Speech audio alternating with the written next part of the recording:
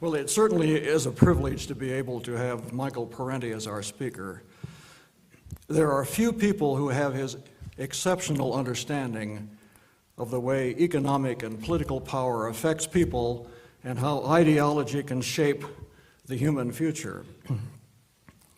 But his talk is also timely here in Central Oregon. This part of the state is expanding rapidly. It is getting bigger, but the challenge is also in getting it better. Some of that is already happening with the arts, music, film festivals, and so forth, but what is yet needed is expansion of ideas. It is therefore appropriate that our speaker is brought here under the auspices of our new OSU University.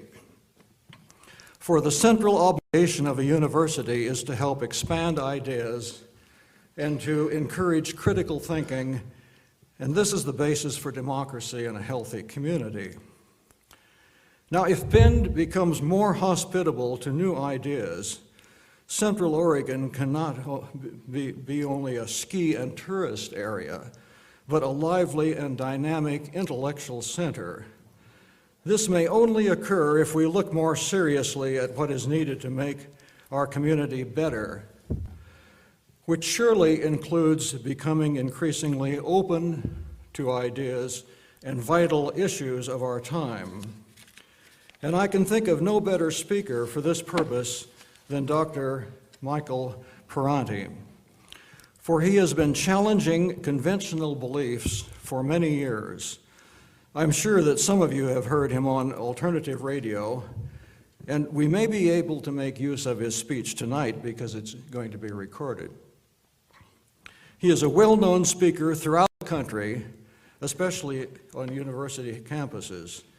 He has a PhD in political science from Yale and has written 18 books. A recent book was nominated for the Pulitzer Prize.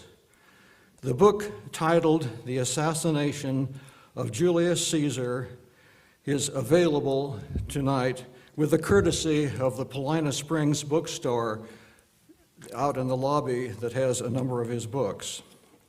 His most recent book, appropriate for the times, is called The Super Patriots. Tonight he is addressing the topic of empires old and new, which involves the questions of who benefits from empire and who pays for it.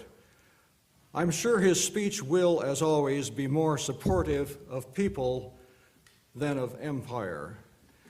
And it is no accident that his selection of this topic is very timely. So it is my pleasure to welcome Michael Parenti, and there will be time for discussion after his talk. Thank you.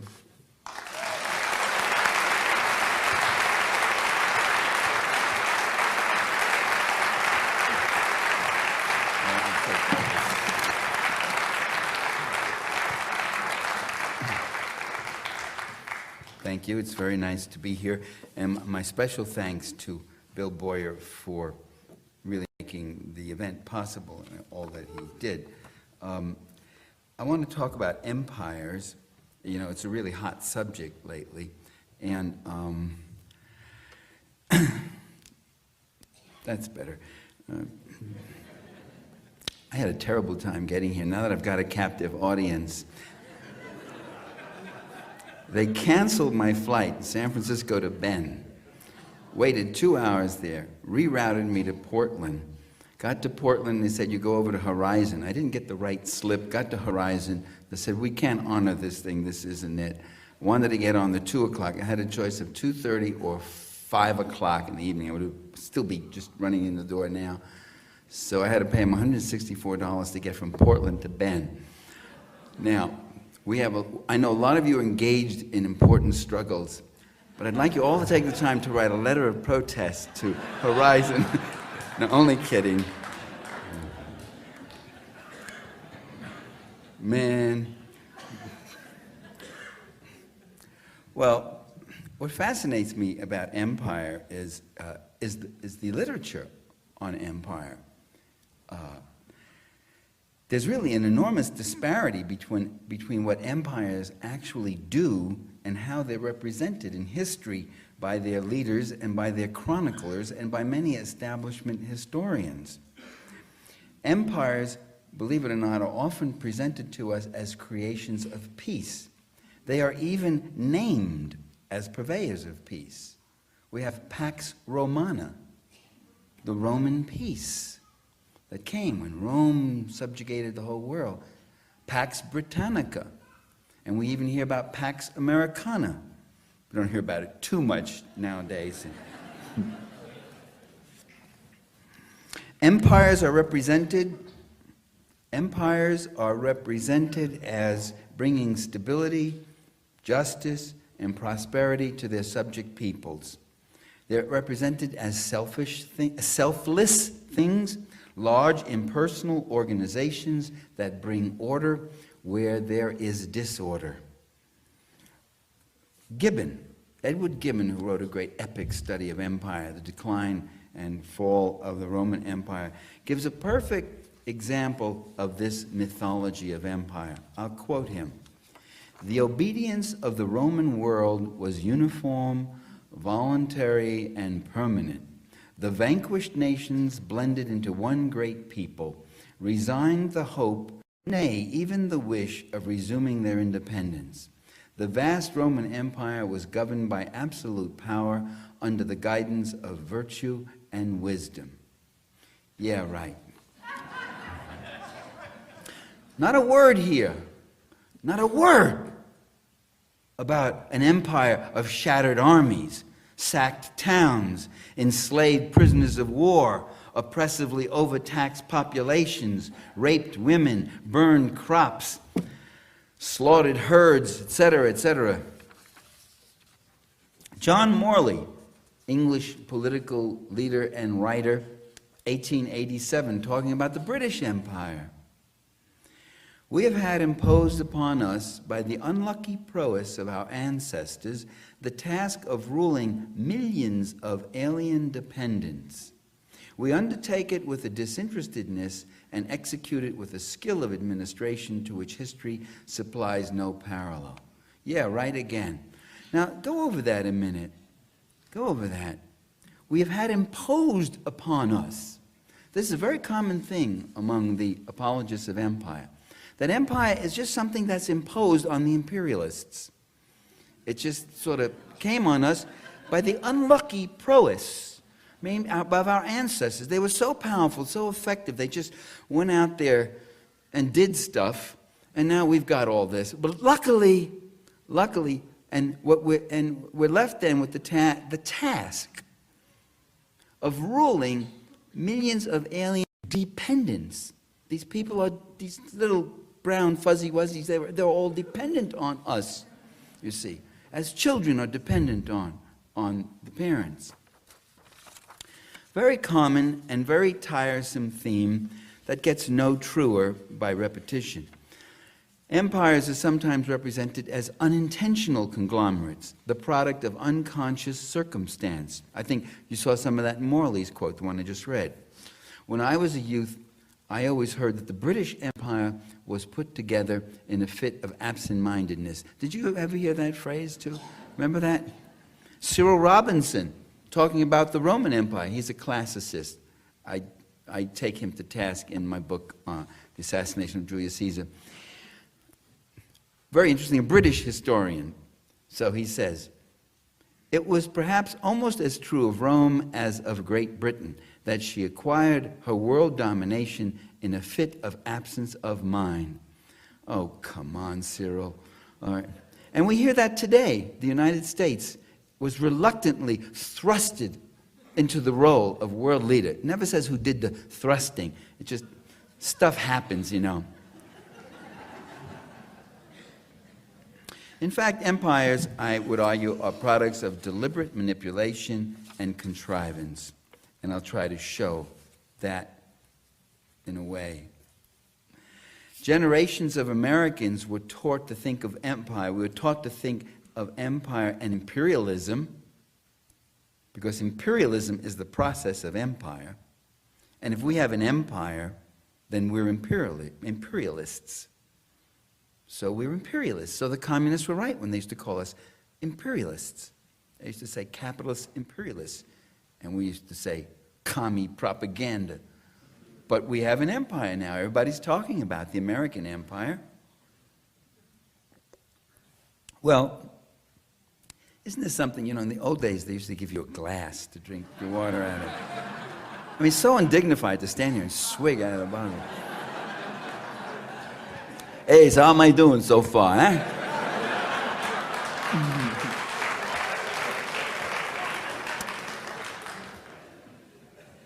I thought there was a glass, but it isn't. Okay. I was taught, many of us were taught, that empires was something that other countries did, not Americans. There was the Roman Empire, the Mongol Empire, the Spanish Empire, the British Empire.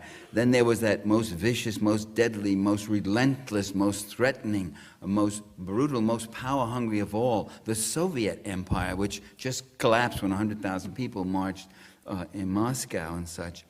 But there was no American empire. In the 6th grade, I remember Grace A. Myers, my 6th grade teacher, telling us that America is the only country that doesn't have colonies. We have possessions.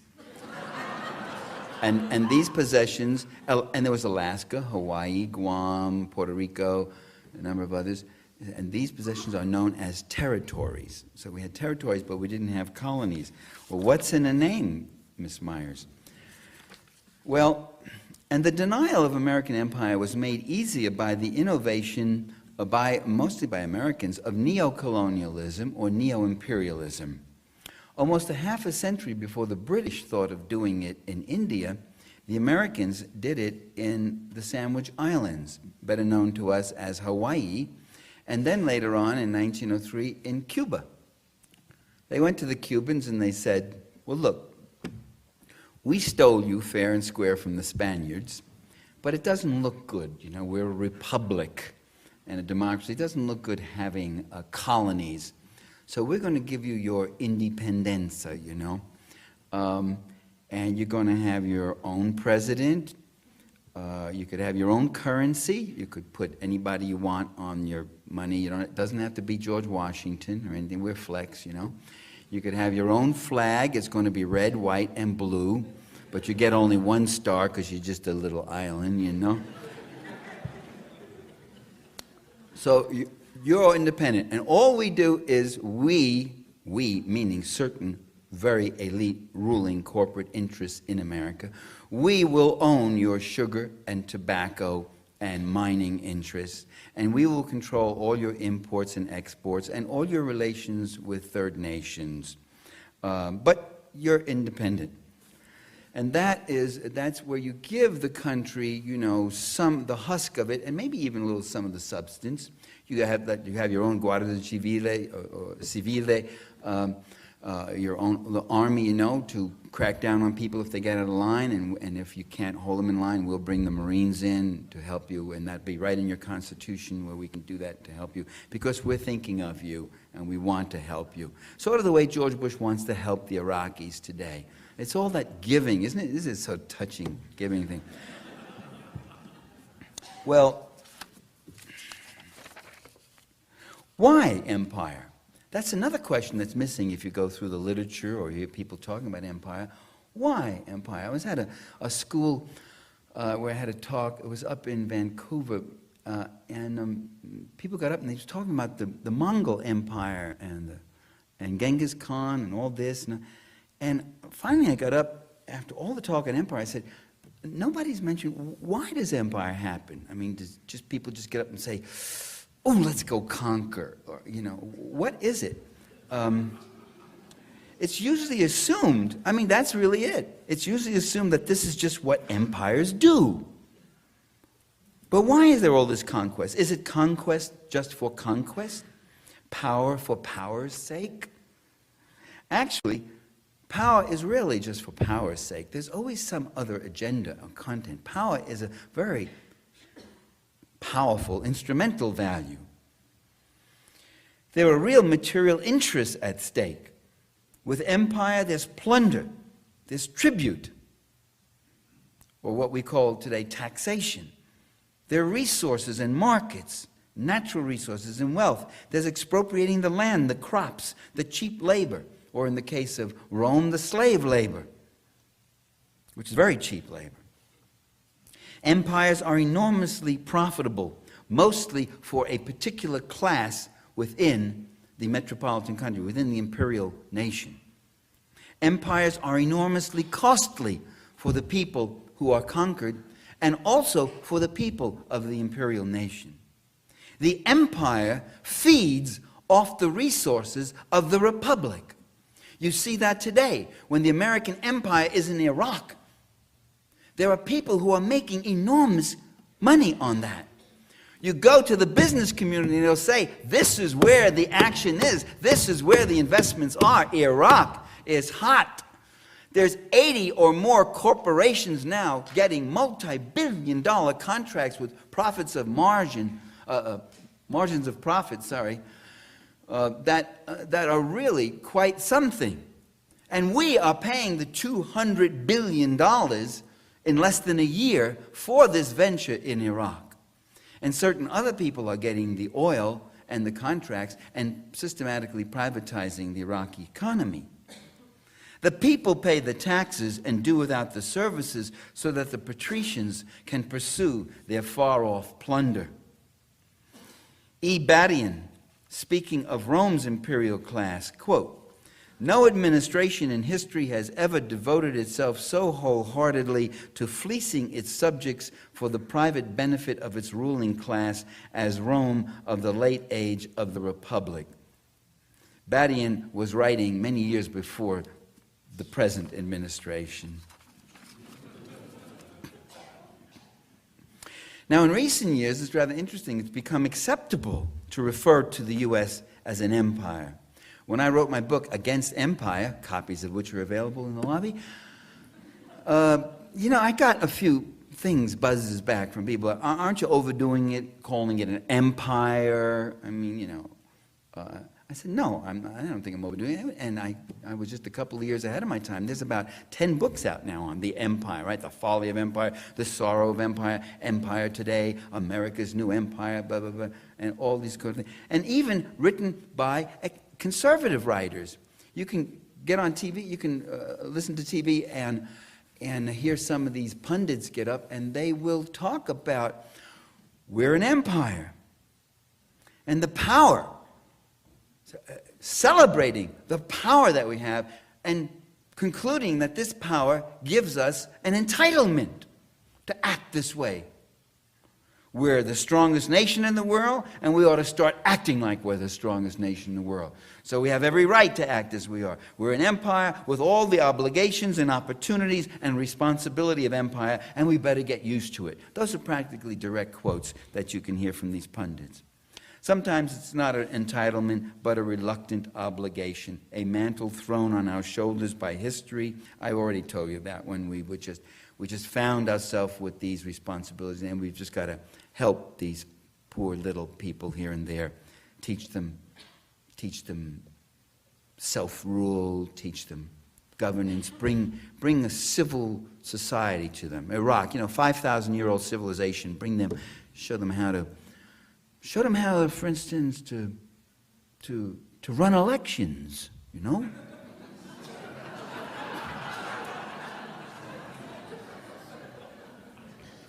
Maybe I'll get my brother, Jeb, to go over there and help him out.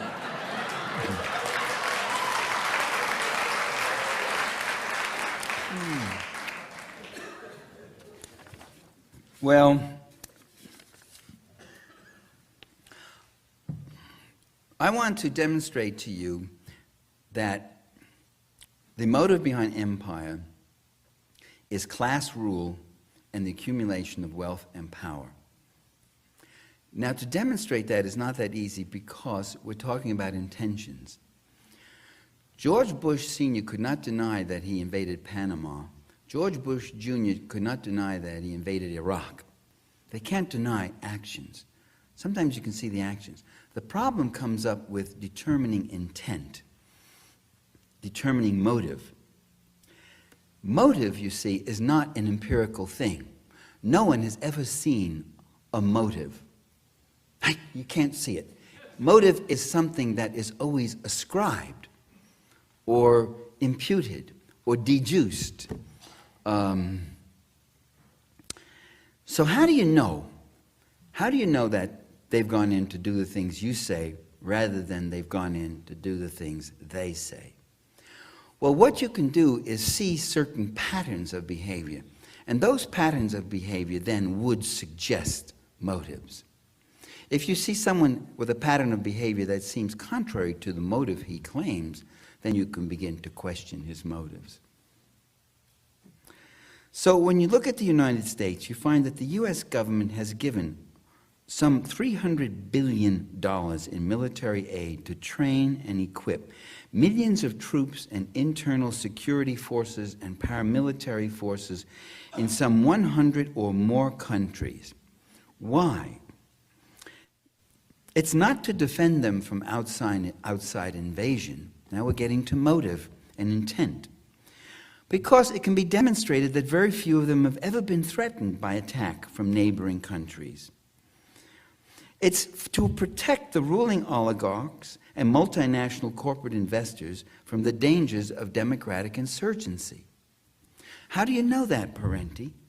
How can we make a determination that that's the intent and that's the agenda? By observing that, first of all, U.S.-supported military and security forces and death squads in many of these countries have been used repeatedly against their own people. And not randomly against their people, but against specific people. Labor leaders, farm leaders, peasant leaders, student leaders, clergy who speak out on behalf of the people, journalists who report critical things about the regime on behalf of the people. Popular movements are shattered and targeted again and again. Reformist movements in their own countries. Insurgencies that advocate some kind of egalitarian and self-defining redistributive politics, so that the few who have it all would have to give something to the many who have next to nothing. And that is the pattern consistently. So when you say you go to these countries to help the people of these countries, and in fact you're helping regimes that are killing the people of these countries, that are keeping them impoverished, then I say we've got a motive, we've got evidence of intent here that contradicts your professions. Second, U.S.-sponsored forces have never been used to assist a popular reformist or revolutionary government.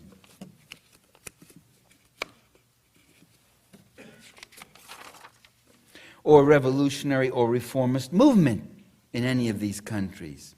Not in Guatemala or Nicaragua, not in Palestine or Lebanon, not in South Africa or South Korea, not anywhere, not in China. Nothing but denigrating, isolating, threatening China until China opened its economy to massive private investments, with millions of Chinese workers now laboring without a contract, with a growing public sector in China, without any protections, 12-hour days for miserable pay. Not until China privatized and dismantled much of its public health system and other services. U.S. forces never assisted revolutionary Vietnam. In fact, U.S. forces waged a horrible war of 25 years against Vietnam, killing 1 million Vietnamese and maybe 1 million or 2 million other Indo-Chinese in Cambodia and Laos. Not until Vietnam today began doing the same thing as China. The majority of Vietnamese workers in the fast-growing private sector work without a contract. Not in Libya, never a kind word in Libya for Colonel Gaddafi, always demonized and maligned in the U.S. press. And Gaddafi's major sin was in 1965, he led a colonel's revolution in a country that had a social structure that was like Saudi Arabia. A couple of obscenely rich families owning everything, the oil, profiting off the oil, and the people in poverty. And Gaddafi went into that country, and what did he do? Kicked out these people, and he nationalized the oil, and he started using the profits that he got on the oil sales for things like massive reforestation, planted 40 million trees, health clinics, education, women could go into professional schools, all these kinds of equalizing changes. That's when he started being treated in the US media as a madman, as antagonistic, anti-American, anti-West, and all that. But now suddenly, in the last few months, Gaddafi is saying that he would open the country to Western investment, and suddenly people are saying, we're welcoming him back into the family of nations. Libya is becoming a family. Because they're giving up on their chemical and bacteriological research. Give me a break. That's not the reason. There's about 50 countries that are doing chemical bacteriological research. And we are so taken by that that now we will clasp him to us. I'm not even sure they are dismantling that program. So, for additional consistent patterns that tell you something about what the agenda is and what the interests are behind U.S. policy, the motive, the intent, look at the regimes that the U.S. rulers have supported. You notice I don't say we, who we have supported. It's not we. And I don't even say the United States. I'm saying U.S. rulers. The American people never demanded these things, that we set up and finance death squads in El Salvador and kills 60, 70,000 people. The American people don't even know that's happened. They don't believe you when you tell them. What? I never heard about that. I never heard that on Fox.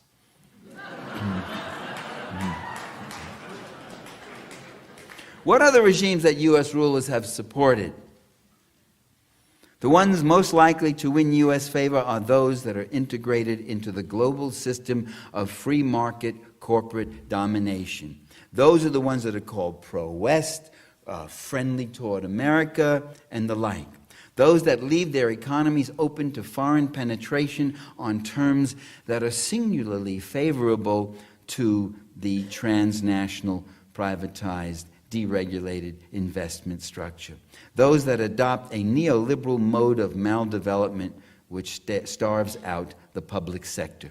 Mostly right-wing or rightward-moving client states. That's what makes them right-wings, that they do these things with their economy.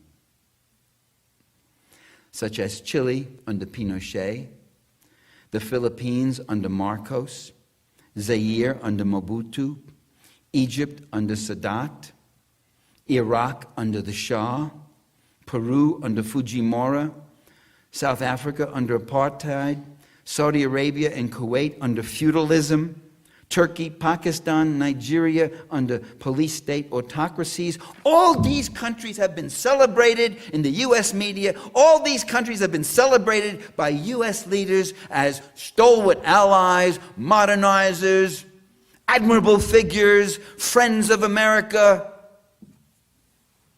And what they are comprador leaders of the empire.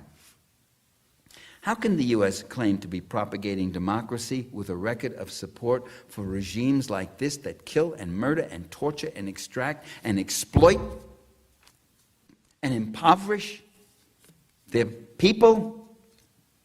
Not for our profit. Remember, we get the taxes of empire, but for the profit of those few on the top.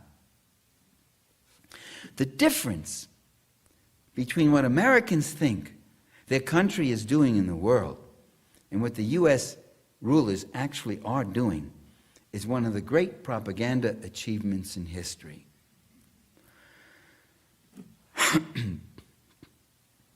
When I was speaking up in Canada, in Alberta, I said, you know, it's no news that Canadians know more about the U.S. than Americans know about Canada. What really gets discouraging is that Canadians know more about the U.S. than Americans know about the U.S. That's what really gets discouraging, as far as policy goes.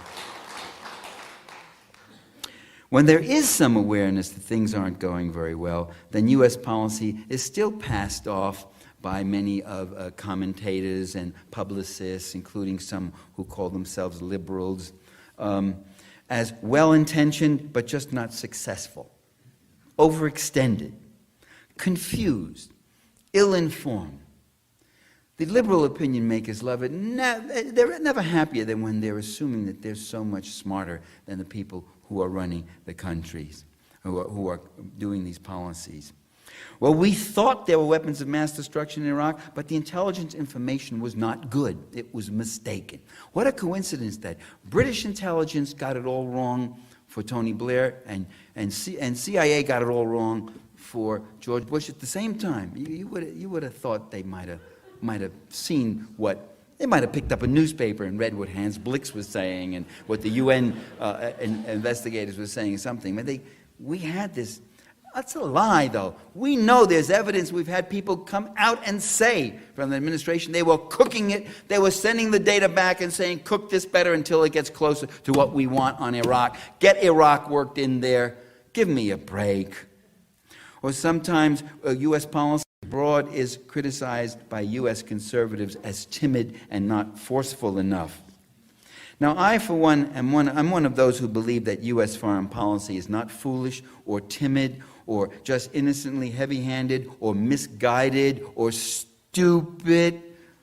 I think it's remarkably resourceful, deceptive, misleading, successful. It's one of the most effective and brilliantly ruthless policies in the history of empire. All those names I gave you, Fujimori, Pinochet, those were all victories. Those were all reactionary victories of empire.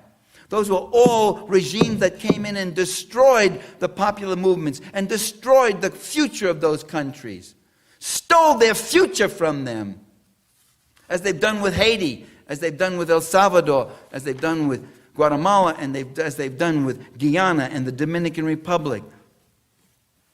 Overthrowing reformist democratic governments, Brazil, Chile, Uruguay, Syria, Indonesia under Sukarno, Greece twice, Argentina twice, Haiti 3 times now, counting a few months ago, Bolivia, and replaced them, in each case, replaced them with pro-capitalist, pro-foreign investor military regimes that open up their markets, their natural resources, their natural wealth, and their cheap labor to U.S. corporate investors. That's the comprador client state leader, the guy who says, come on in, boys, it's all yours. We got no occupational safety laws. We got no minimum wage laws. We got no labor unions to really speak of.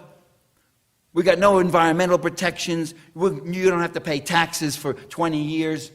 Come on in, it's all yours. Take it on any terms you want. Just make sure you give me a cut, give my brother Jose a cut, give General so-and-so a cut, and make sure we got a nice strong army protecting us. And they're called America's friends, pro-West, pro-American, and the like.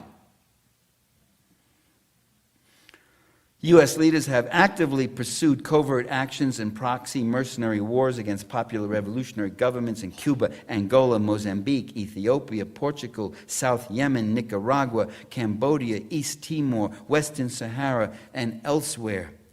I mean, these are not complete lists. They actively destabilized or moved against reformist governments in Egypt, Lebanon, Peru, Iran under Mossadegh, Zaire under Lumumba, Jamaica, Venezuela, the Fiji Islands, Afghanistan. Before the Soviets ever went into the country, they were in there destabilizing. That's why the Soviets went in. I've got that story in a chapter in the terrorism trap, which is available in the back.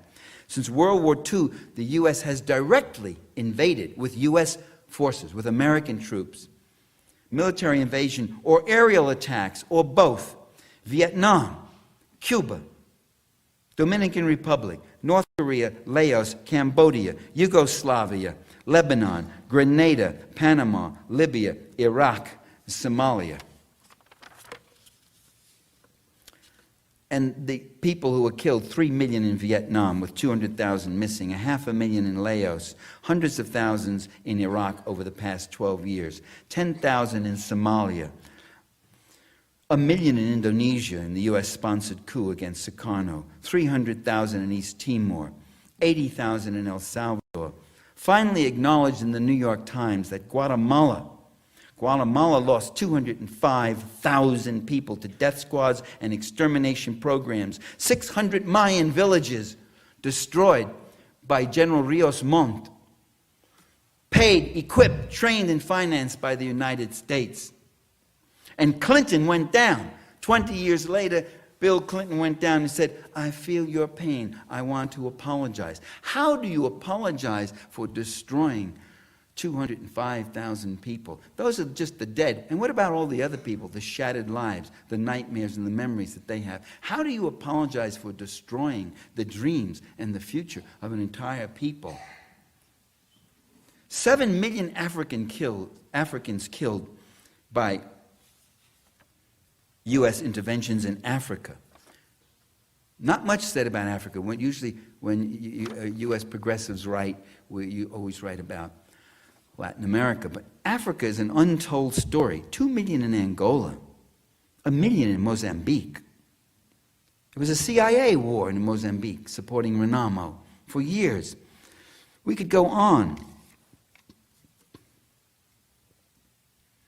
Through the World Bank and the IMF, U.S. leaders have demolished African economies, including their public health and education sectors. Most African nations have sunk into a debt structure that leaves them in peonage to Western investors.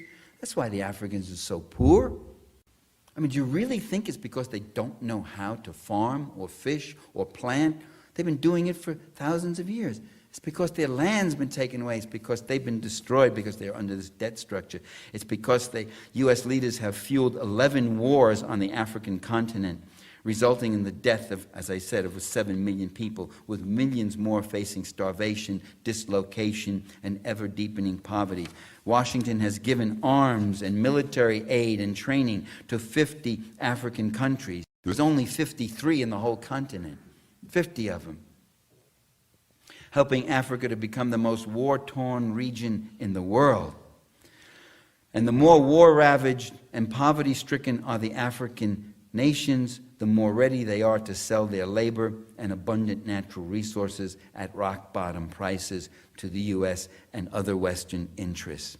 Almost 80% of the strategic minerals that the U.S. requires are extracted from Africa: cobalt, platinum, gold, chromium, manganese, uranium, ingredients that are needed to make jet engines, automotive vehicles, and missiles, electronic components, iron, steel, so forth. Africa also accounts for 18% of U.S. oil imports, as compared to 25% from the Middle East, with new reserves yet to be tapped. In fact, there's a policy group called the African Oil Policy Initiative Group. Washington, D.C., I lived in Washington for years. It's honeycombed with all these initiative policy study groups and all that sort of things. And they have argued that Washington must establish a permanent U.S. regional military command structure in Africa, which could produce significant dividends in the protection of U.S. investments. That's a direct quote. Who is this African Oil Policy Initiative Group? It's composed of representatives from the Bush administration, the oil industry, Congress, and some foreign consultants. So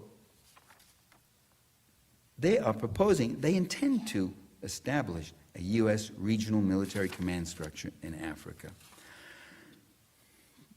And all of this has been done with cluster bombs, depleted uranium, chemical warfare, the encouragement of drug trafficking, supporting and training, equipping death squads, training torturers, and using the IMF, the World Bank, and the WTO and other such agencies to impose merciless cutbacks, privatizations, sanctions, and embargoes on these debtor nations that dare to try to get off the floor. They're just whacked right down again. There's a great quote. I wish I didn't bring it. I wish I had it. Now, by Engels, Frederick Engels, Karl Marx's collaborator, when he went to Ireland. This is after he wrote The Condition of the Working Class in England. He got a better understanding of the plight of Irish workers. But it's a marvelous quote, but it went something like this. He said, every time the Irish have tried to do something for themselves, both industrially, economically, politically, the British have come and stamped them down and impoverished them, kept them down. It's a better quote than that. But it was very interesting that he was pointing out that while we castigate these people as underdeveloped. They're not underdeveloped. That almost implies that underdevelopment is an original condition that they just had. They're just poor because they can't get it together, they're lazy, they're just not as smart and resourceful as we are, or their climate is too hot, you know. They can't work, you sit around and say, mañana, mañana. They're not underdeveloped, they're maldeveloped. They've been forcibly underdeveloped. Now these are lists, all these countries I've been naming. This is not just lists I've confected out of my imagination. All of this, everything I'm telling you is a matter of public record. Although, admittedly, some parts of the public record are more public than other parts. And there's no rogue state. There's no axis of evil. There's no communist country that has a record of this kind of violent and forceful and murderous intervention and aggression against other peoples as propagated by U.S. rulers. But it's not enough to denounce these actions. We also must try to explain them, and that's what I've been trying to do. Now, U.S. rulers, the empire feeds off the republic. They don't tell you that. What they tell you is, we're not going out there to further enrich ourselves. We're going out there, and we get back to these motives and all that. We're going out there to defend democracy, to thwart aggression, to stop some menace that's about to pounce on us, for your security, to rescue a besieged nation, some other little country, to overthrow a brutal and corrupt tyrant, and the like.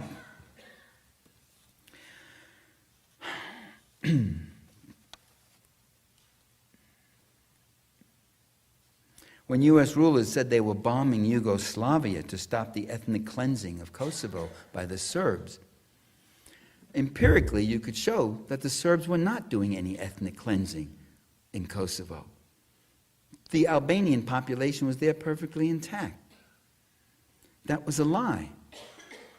And you can also show that the mass exodus from Kosovo came after the U.S. bombings started. In my book, To Kill a Nation, I talk about that. And I interviewed people who said, no, we weren't fleeing the Serbs, we were fleeing the bombing. So there are ways, you see, you can question their claims to motives. When U.S. leaders say they bombed Yugoslavia because the Serbs were committing genocidal slaughter and it killed 100,000 Albanians, and when you take over Kosovo, you don't find 100,000. You find 2,000 graves of people of undetermined nationality. Many of them were Serbs, too, have been killed by the KLA. Many of them were Albanians killed by the KLA because they weren't cooperating with the secessionists. They wanted to stay in the federation. There's another way you can question their assertions. The bodies never materialized. There I refer you to some very good investigative reporting done by that radical rag, the Wall Street Journal, about the failure to find the bodies in Kosovo, like the weapons of mass destruction. This is why we bombed Yugoslavia, Serbia, and Kosovo. We bombed them for 78 days, nonstop. I went to Serbia in July '99, right after the bombing stopped. It was terrible to see schools and apartment buildings and other places just bombed, destroyed, to see depleted uranium in the Danube River, a source of water for millions of people.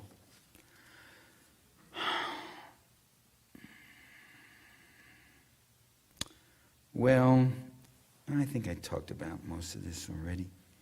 What was Yugoslavia's sin? The same thing. Yugoslavia had an economy that was 80% publicly owned. It had public health services. It showed no interest in joining the European Union. It showed no interest in joining NATO.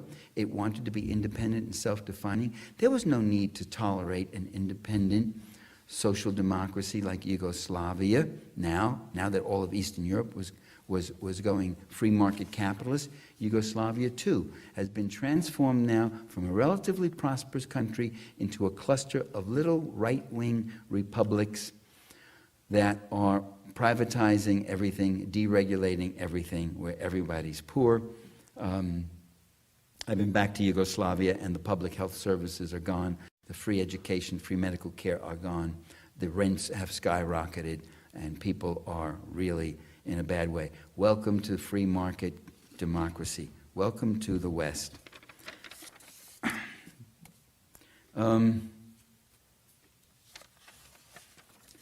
Well, have I been going long enough? Maybe time to wrap it up, huh? I talk past my notes and then I come across things I've already said, so then I'm lost. I don't know where to go. Here's another way. Here's another case where you can measure intent. See, one of the things, the problem with history and politics is you can't subject it to laboratory conditions. You can't, hold things constant, hold this variable constant and rerun it. You can't say, well, let's remove Robespierre and rerun the whole French Revolution. How would it come out? Then we'd really know what his influence was. We could, have a control here. You just can't do that. But there are things you can do. I mean, sometimes history does give you its own laboratory experiments. For instance, for decades we were told that the U.S. needed these enormous military budgets. Do you realize how much we pay, each of us pay, for that military budget?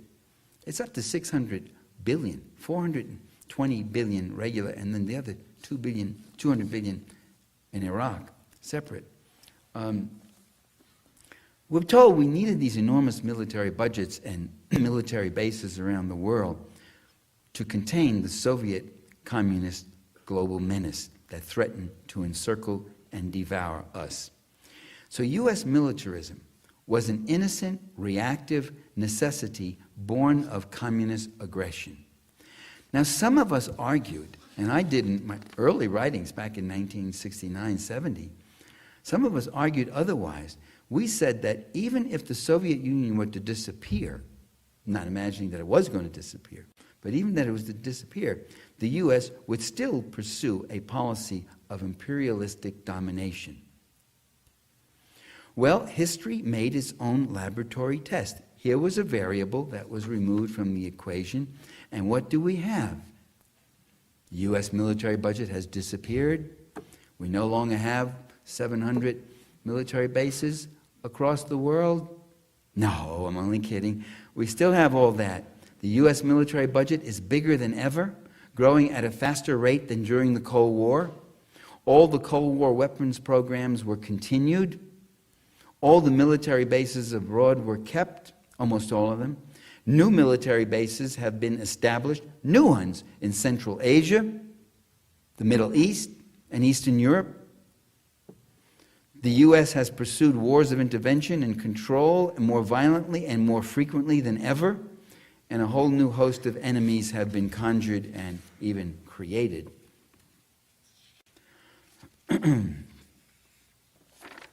Well, there's a whole bunch of things I wanted to say about other variables and all that, but I think I stopped. Made my case here. Just consider Iraq. I think there are three basic reasons why the U.S. ruling class supports the invasion and occupation. These are the same three basic considerations that dictate U.S. interventions elsewhere. First, it's to maintain this systemic monopoly. Iraq was not part of the global free market. Any country that tries to get out of this free market global system and tries to be self-defining and self-developing will be targeted as an enemy. Rumsfeld said a very interesting thing. The economy in Iraq was almost 100% nationally owned, publicly owned. Rumsfeld called it a Stalinized economy. I thought that was a very amusing and fascinating choice of terms. Billions of dollars in public capital have been privatized for garage sale prices. I mean, the Iraqi economy, the public capital of the Iraqi people, which they created from their labor, is now being stolen by Western corporations. Their hotels, their utilities, their infrastructure, their factories, their airline infrastructure, and all that. Second, Iraq was a bad example to other countries in the region that might want to be self-defining. It could be a potential threat, a regional power, and the U.S. Project for a New American Century policy is to prevent emergence of any strong regional power. That's another way, by the way, you can determine intent. When they're talking to each other, they sometimes say interesting and different things. They say, we've got to get total control. The U.S. has unprecedented opportunity here to control all the resources of the world, all the markets of the world. Project for New American Century, Rebuilding America's Strength, I think it's called. Project for New American Century, the right-wing think tank from which Donald Rumsfeld comes, Dick Cheney was a member, William Kristol, John Bolton, Undersecretary of State right now, Wolfowitz. They all just moved over into the Bush administration. They say it. So sometimes I have a section in one of my books where I say action, when words speak louder than actions, because you have this problem about actions, how do you determine intent? And when they actually come out and say it, you know. Third, besides getting a lock and making sure that avoid these bad examples and these countries that may use their resources to encourage other countries to come along, that would be the systemic global control. Third, there's the straight old colonializing resource plunder. Iraq has 113 billion barrels of the very finest crude in the world. Now, at $45 a barrel, we're talking about $4 trillion. That's not a narrow, marginal economic interest. That's a humongous motherlode interest. That's what that is. Now, all three of these somewhat different but interrelated motivations are not competitive, they're not mutually exclusive, and the presence of one does not dilute the other. In fact, they're reinforcing. Well, there is one little bright flicker of light through this gloom, and that is to say that the U.S. empire is not unchallenged. We had a remarkable thing happen in February 2003, if you remember. I'd never seen anything like it in my life. I've been on more anti-war demonstrations than I care to count in the last 35 years or more, and the last 45 years. And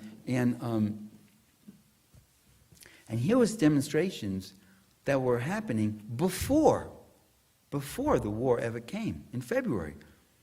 Bush didn't invade till March. Was it March or April? Somewhere in March. I mean, and it was tens of millions of people all over the world. Japan, Indonesia, Finland, Lithuania, Spain, England, Italy, Nigeria, Mexico, Canada. I mean, all over.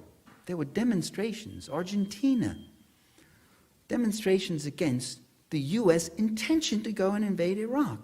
I mean, it's kind of remarkable. I mean, countries like Canada, Japan, Argentina, these are not exactly countries that have close ethnic or historical or cultural links to Iraq at all. So they were demonstrating for two things. One, of course, for the lives and security of the Iraqi people.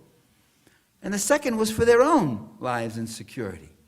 They were demonstrating against that coterie in Washington that had declared itself the rulers of the planet, who had gotten up and said, here is our list of regime change countries. There's 40. No, Cheney said, there's 50. No, someone else said, there's as many, maybe as 60 that we might consider and might change. They were demonstrating against those who said, we shall decide who lives and who dies. We are the divine monarchs, the supreme monarchs, answerable to nobody. They were demonstrating to protect their own national sovereignty, their own democratic sovereignty, whatever little of it they had left and were hanging on to.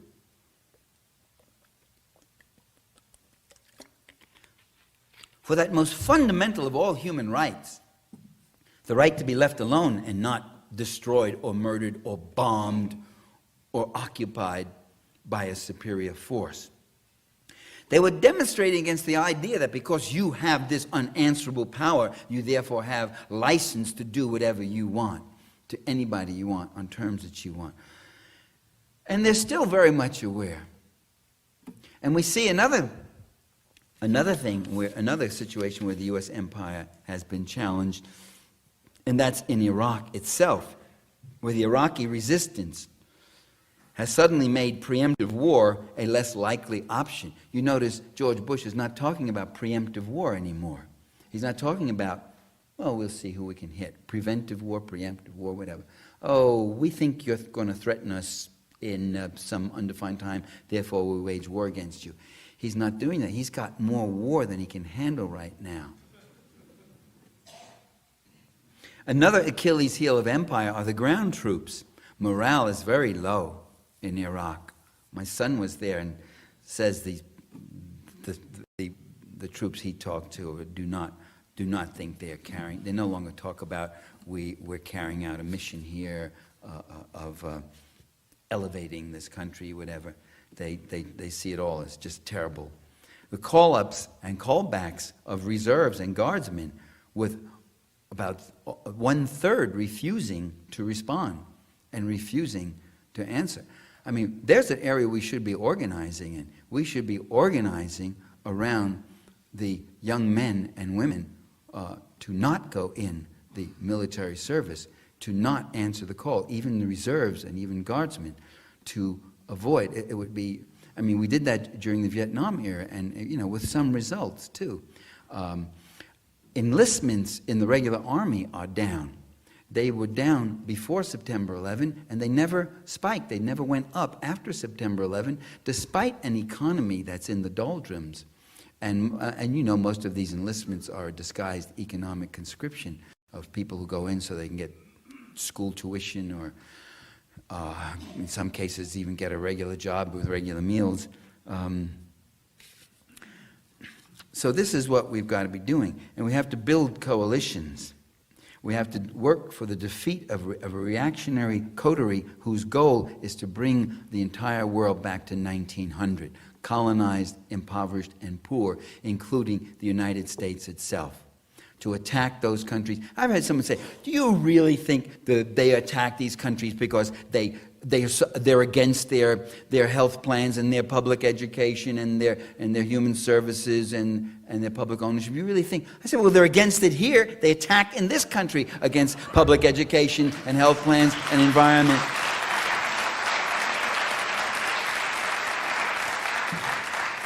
Back in 1989, a talk I gave, I happen to remember, it was in Berkeley, California, where I later moved to. I called it the third worldization of America, that this was the policy to get us back to 1900. No human services to speak of, no public health treatments to speak of, no public education, nothing that's affordable, no labor unions to speak of, bringing back no environmental protections. Bush has shredded our environmental laws, shredded them through a series of administrative non-enforcements or reinterpretations or executive orders and the like. That's their goal, total global domination and a lock on the U.S. political system and U.S. judicial system to make up and restructure and rewrite the whole rules, the very rules of democracy. They're trying to steal our democracy from us. When they find that democracy becomes a barrier and people use their democratic rights, whatever little rights we have, to resist these kind of rollbacks, these reactionary agendas, and they're not conservatives, they're reactionaries. When they see that, then they attack the democracy itself. Maybe not with overt coups d'etats, but by stealing away its substance here and there, again and again. We have to build a coalition. We have to work with the Democratic Party. Now here, well, the Democratic Party, listen, Democratic leaders are really pathetic, some of them. I know one of them that managed to succeed in getting himself filmed windsurfing during the Republican convention. Jesus, not a clue, not a clue. Massachusetts liberals are so smart, they're stupid. They are systematic, very intelligent leadership in the arts of deception with a religious reactionary right that's in there, providing the foot soldiers, taking all sorts of people and turning their heads around for years, convincing them that the Democrats are the elitists and us Republicans are regular good old folks for you, convincing them that it's their values they got to vote and these are your values, And not their interests, not their class interests, not their issues, but their values and their lifestyles. And they know what they're doing. They know what they're doing when they appoint judges. They go to the law schools and they get these reactionary guys in their 30s and 40s and appoint them. So they'll be handing down decisions right into the third or fourth decade of this century. They know what they're doing. And while we have all our friends sitting there saying how stupid George Bush is, they're so stupid, and he's sticking it to us up one side and down the other. So he mispronounces words. Big deal. So do I. He doesn't have facts and all that. He knows what he wants. He knows what class he's serving, and he has the intelligence of a rat. He's resourceful. He can argue. He can take something and he can make a polemical point out of it. Much better than certainly than Al Gore did. Although John Kerry did okay this last debate. But anyway, we've got to remember, in the Democratic Party you have a progressive caucus, the Progressive Caucus in the House of Representatives, which has about 70 members. You have a women's caucus, you have a black caucus. There are people across the spectrum. There are many people who call themselves Republicans who, if they were able to get better information, they hear only one thing. You can see the power of this monopoly indoctrination. They hear only one thing, and so they've bought it. Our job then, brothers and sisters, is not to lose heart. No matter who wins this election, that's not going to be the end of everything. We have people here, we have people all over the world who are growing in consciousness, and we've got to call these things what they are. They're empire, they're imperialism, they're reactionaries, they're murderers, they're liars, and they're hypocrites. They're not patriots. We are the real patriots. Thank you very much.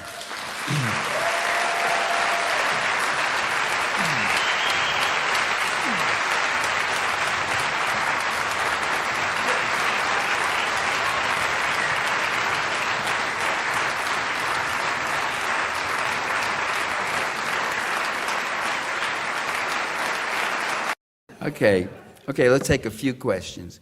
It has to be one male, one female, one male, one female. I put gender quotas. I do gender quotas. Otherwise, it's the guys all the time. This is... Well, yeah, you could ask any Central American, Latin American. It took over land, it sprayed it with poison, it worked workers at starvation wages. It got all these mass products, monoculture, farming, agribusiness stuff to sell it off at cash crop exports, leaving the people poorer. The people of that country had less. And that's what happens. And they sometimes call that development. Brazil was another case, where they... People lived on black beans and rice and all that, and that was grown in the country. You need land to do that, feed people. When you take all that land and you start raising cattle for McDonald's hamburgers, or coffee, mass coffee crops for Starbucks, or other things like that, you got Brazil. It was called, back in the late 60s, it was called the Brazilian miracle. The gross national product and income was going up. But poverty was increasing. You could have wealth increasing and poverty increasing. They're not just in an unfortunate juxtaposition. There's a dynamic interrelationship. The reason you can have so much wealth is because you have this poverty. The reason you can have slaveholders living in such opulence on the plantation is because you got slaves working and doing all this. The reason you got the lord of the manor is because you got serfs doing all that work. And the reason you have this wealth is because you have people who work all their lives and end up with nothing, and they have it all. So that's what United Fruit did, and that's what most of those companies did. So that's... Oh, the Nader thing, it was bound to come up.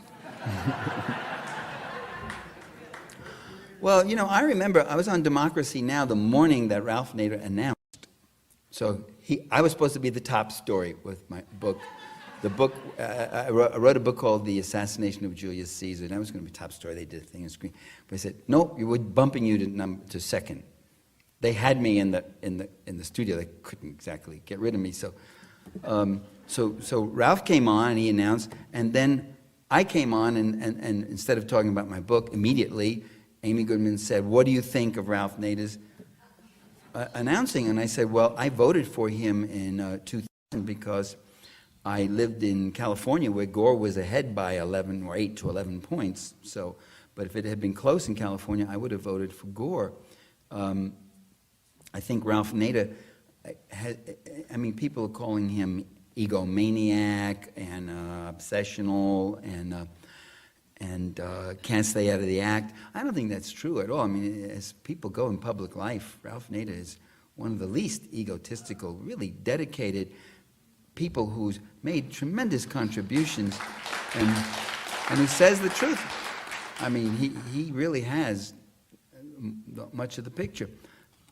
But I'm not going to vote for him this time because I think the situation is getting so bad and so dangerous that even in California, where Kerry's allegedly ahead, even there, because Ralph is going into, Nader is going into very close states, and he can be a spoiler, and he can take away votes, and he's taking Republican money. My friend Peter Cameo, who I know them both, but I know Peter even better, saying something like, "Well, we're not going to have a lie detector test as to why these Republicans are giving us money or not." And I said, "Come on, Pete. I mean, there's some of these guys who are giving money to the Bush campaign. There's your test. You know why they're giving it to you then." So it's, I think what Nader is he's bitter. He's bitter about the way corporate America has dominated the two-party system that he doesn't want to play along with it. But I do think we've got to go coalition this time. So as far as the Greens, they're no bargain. I was disgusted with the Green parties all over Europe and in the U.S. too, who supported Bill Clinton's policy against Yugoslavia. I thought that was disgusting, and they really went right in there, brought up the whole story that it was a humanitarian war. They don't support the war against Afghanistan, against the Taliban, these killers and fundamentalist maniacs and fanatics. They didn't support that war, and I didn't support it. We didn't support it either. They didn't support the war against Iraq, against a dictator, Saddam Hussein, and we didn't support that war. But they did support the war against Yugoslavia because they got so brainwashed that Milosevic was an ex-Stalinist or he was doing this and that. And they believed every story they don't believe about other places. They stood shoulder to shoulder with Rupert Murdoch and with NATO and the CIA and the White House on that one. That's where the Greens were. A lot of the Greens, I find, have very mushy politics. And if you're going to deal with mushy politics, you might as well deal with Democrats who at least have the virtue of numbers.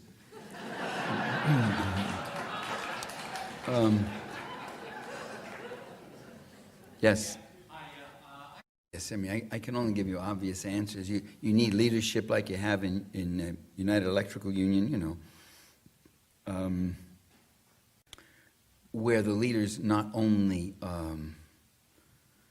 talk about trade union issues, but they also talk about politics. They talk about the interests. United Auto Workers do it. I'm a member of the United Auto Workers. A subsidiary. I'm a member of the National Writers Union, and our union is a subsidiary, is affiliate with the United Auto Workers. So I get the Solidarity publication, and there's good stuff in there, and they'll give you breakdowns on who voted how and who's your friend and who's your enemy, and making it clear. Unfortunately, a lot of unions are just, you know, the leadership are just a bunch of time servers, check cashers who want to collect their check, don't do much, don't even negotiate contracts. They copy a contract of say, another union that's bothered to work out the details of it all. You get their publication, it's nothing but the president picture here, greeting this guy, next page, picture here of him greeting someone else, a picture of him here, just promo things for the union leadership. So you have some really awful leadership, but you have, some of the unions have some very good people in there. So one wishes they did more and more of that, more political education of the membership. That's the only alternative information that a lot of working people will get besides their TV sets or the local capitalists. Let's just do one more. Let's see, another. No, I'm sorry, you don't pass the. Yes, miss. Yes, yes. The deficit.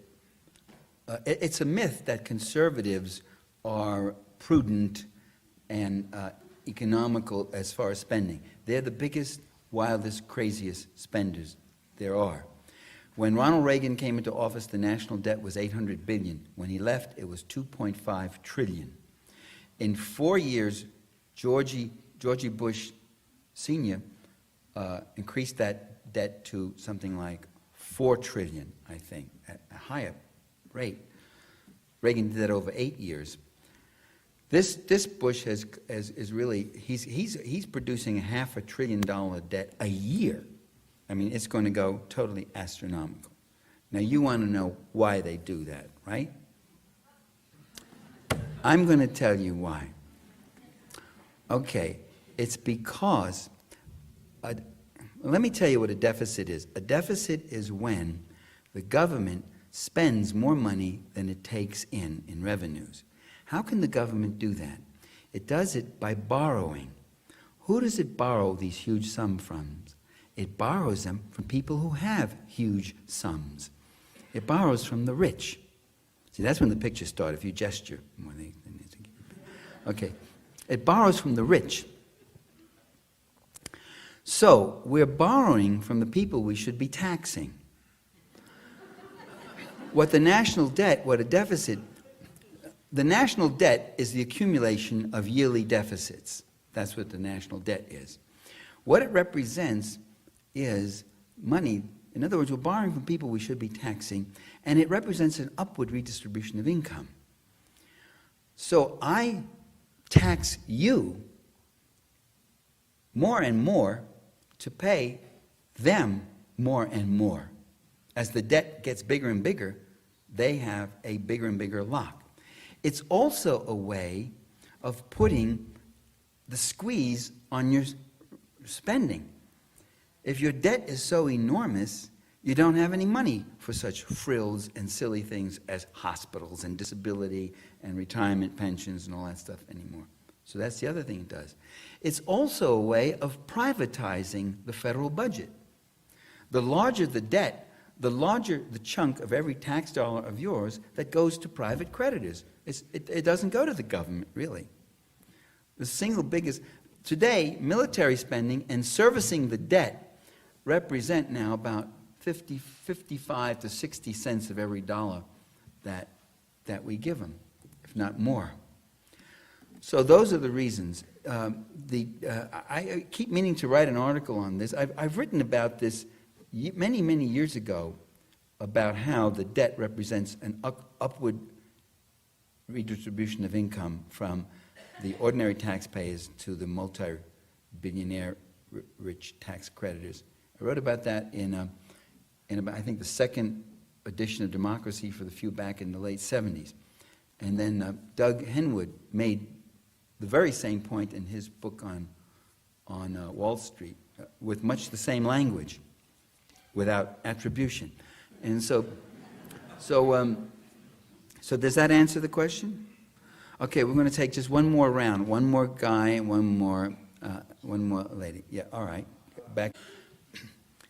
The plutocracy is made up of people of immense wealth. The more politically active and motivated elements of that wealthy class go into public life. They take over the command positions. They are the people who are the presidents of these corporations. And you say corporations don't run it, people do, but that's a kind of finessing of language. People do not run anything. People as such, people are in a social structure, and they define reality and see things in their interests in terms of the position they occupy in that social structure to some degree, to a large degree. So these people are in the corporate structure, and they sit on the boards of directors of all these giant corporations and banks, and they sit on the boards of directors. They also exercise a certain cultural control. They sit on the boards of directors of churches, of museums, of symphony orchestra groups, they own or have ready access to the major media. There are loose, diverse groups, but they coalesce, they configurate at times, they meet, they hire expert policy planners, they own most of the wealth in America, they determine the money supply and the financial structure and the interest rates, they have a lock on the banking, they determine the quality of the air we breathe, the food we eat, the water we drink. They go in and out of government. Sometimes they're in government, sometimes they go off and back into business, or sometimes they go off and become a college president. Excuse me, that's right. Don't take that personally. So it's no secret who they are. They hang out together at the trilateral commission meetings, the Bilderberg conference.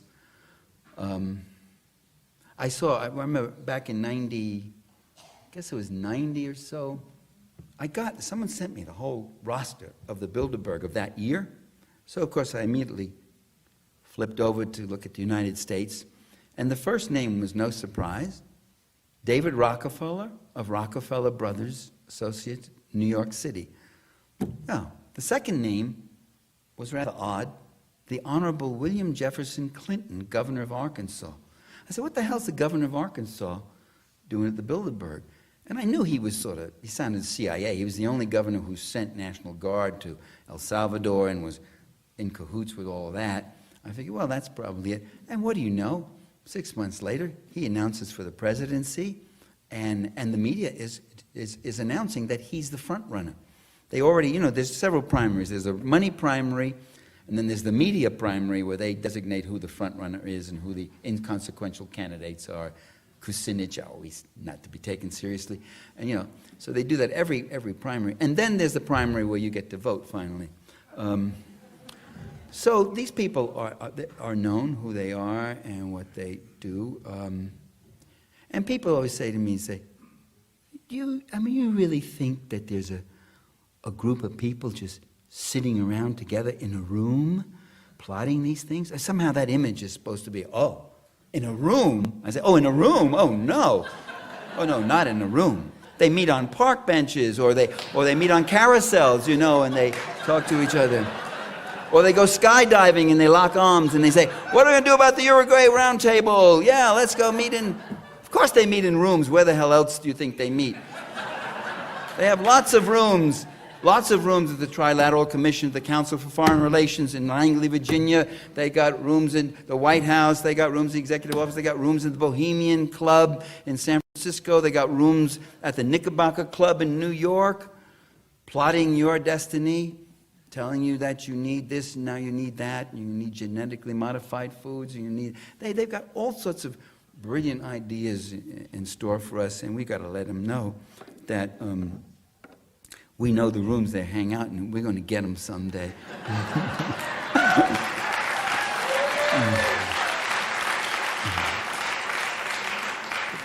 Okay, we all want a woman to have the last word, so where is it? That sounds very masculine voice. Right here, right here.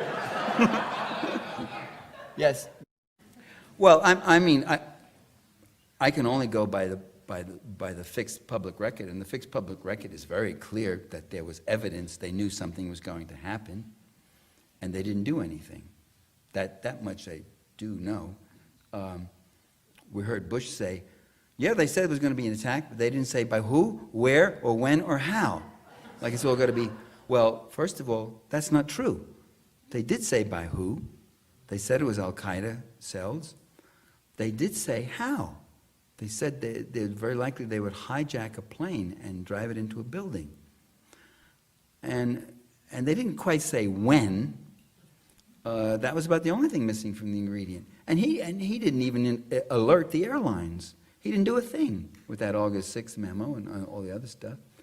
And so I would say that they looked the other way, that they certainly welcomed what happened on 9/11. That's not imputing anything. They say it. PNAC, Project for New American Century, these guys wrote in this Rebuilding America's Defenses, they said, the kind of global military empire that we envision, the American public, unfortunately, will not support unless we have some kind of real cataclysmic crisis, disaster, something of a scale of like Pearl Harbor. So I mean, they at least welcomed it and immediately seized on it. Bush did, either you're with us or you're with the terrorists, he said. And then he said, this may actually turn out to be a great opportunity. I heard him say that. This may turn out to be a great opportunity. This defines my presidency. Finally, he didn't know what the hell he was doing in office, but this defined his presidency. And so it's done. And 2 days after, on September 13, the Wall Street Journal ran an editorial. Wall Street Journal is interesting because its repertorial staff can do some very good things at times. And its editorial staff is hugely reactionary, conservative. There's actually a difference, And the journal advised him, I got all that in the terrorism trap, advised him that he better get on the stage, that this was a golden opportunity now to push this conservative agenda. The whole country's behind him, the whole country is stunned, and the whole country will give him pretty much what he wants. So this is the time to really go for it all, and that's what he did. Now, whether the CIA programmed those 19 guys, or whether the planes really didn't go, there's an element. I mean, you got to admit, there's a fringe element there that gets so. Anything that happened didn't happen that way. The planes didn't really go into those buildings. The buildings didn't go down. They went down because they were dynamited from below. What the hell's that all about? The firemen were all through those basements. Didn't find. I mean, the kind of stores of dynamite you need to take down that whole building. There really wasn't a plane that went into the Pentagon. The plane came down, and why did it circle around and come? I said it was circle around because the Pentagon is not 100 stories. It's only about 5 stories, and you didn't come in low enough. You circled around. But it really wasn't a plane. It was a missile, and it made up. It was a plane. I mean, all sorts of stuff like that. I don't know. You can conjecture those things, but I don't think the research is on the par with the stuff of the Kennedy assassination, which I've looked at. But I wouldn't put it past them that they gave help too along the way. We do know, for instance, there's FBI agents who were calling certain things, right, and they were ignored and they were silenced, and so there was some kind of dirty stuff going on there. That's for sure. By organizing, speaking out, agitating, educating yourself, supporting alternative organizations, alternative medium, alternative sources of information, reaching other people, those people who get reached. It's two things. One, you organize and you do lateral organizing and political consciousness, and 2 is you organize them to impact in an organized way upon the decision makers. Those are 2 things. And the stronger and larger your base, the stronger will be your impacting.